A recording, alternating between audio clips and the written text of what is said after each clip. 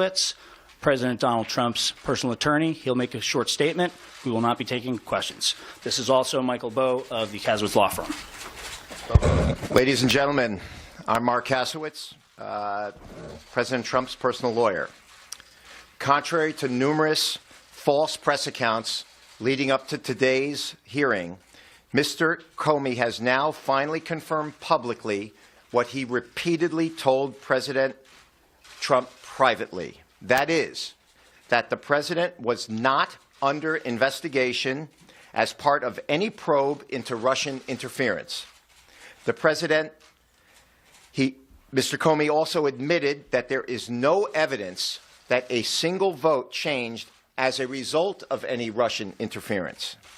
Mr. Comey's testimony also makes clear that the president never sought to impede the investigation into attempted Russian interference in the 2016 election.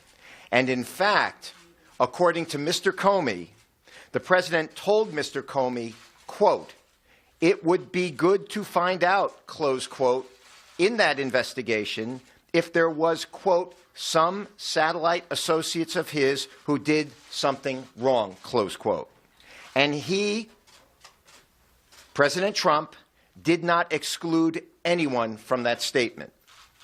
Consistent with that statement, the president never, in form or substance, directed or suggested that Mr. Comey stop investigating anyone, including the president never suggested that Mr. Comey, quote, "let Flynn go," close quote.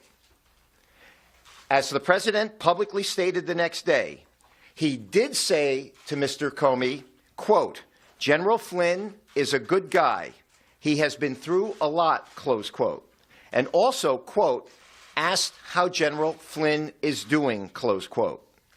Admiral Rogers testified today that the president never, quote, directed him to do anything illegal, immoral, unethical, or inappropriate, close quote, and never, quote, pressured him to do so, close quote. Director Coates said the same thing. The president likewise never pressured Mr. Comey. The president also never told Mr. Comey, quote, "I need loyalty. I expect loyalty," close quote. He never said it in form, and he never said it in substance. Of course, the office of the president is entitled to expect loyalty from those who are serving the administration.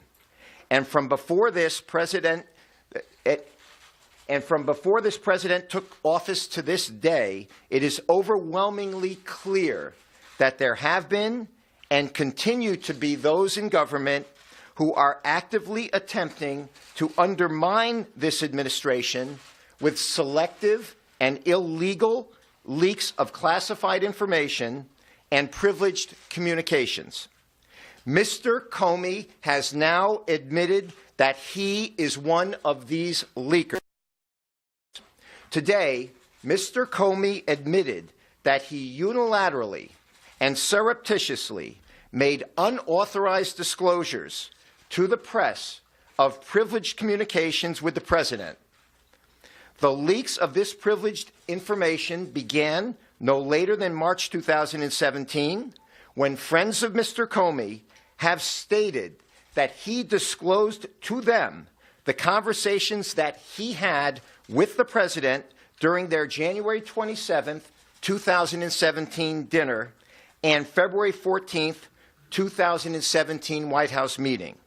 Today, Mr. Comey admitted that he leaked to friends of his purported memos of those privileged communications, one of which he testified was classified. Mr. Comey also testified that immediately after he was terminated, he authorized his friends to leak the contents of those memos to the press in order to, in Mr. Comey's words, quote, prompt the appointment of a special counsel, close quote. Although Mr. Comey testified that he only leaked the memos in response to a tweet The public record reveals that the New York Times was quoting from those memos the day before the referenced tweet, which belies Mr. Comey's excuse for this unauthorized disclosure of privileged information and appears to be entirely retaliatory. We will leave it to the appropriate authorities to determine whether these leaks should be investigated along with all the others that are being investigated. In sum, it is now established that the President was not being investigated for colluding or attempting to obstruct any investigation. As the committee pointed out today, these important facts for the country to know are virtually the only facts that have not been leaked during the course of these events. As he said yesterday, the President feels completely vindicated and is eager to continue moving forward with his agenda, with the business of this country, and with this public cloud removed.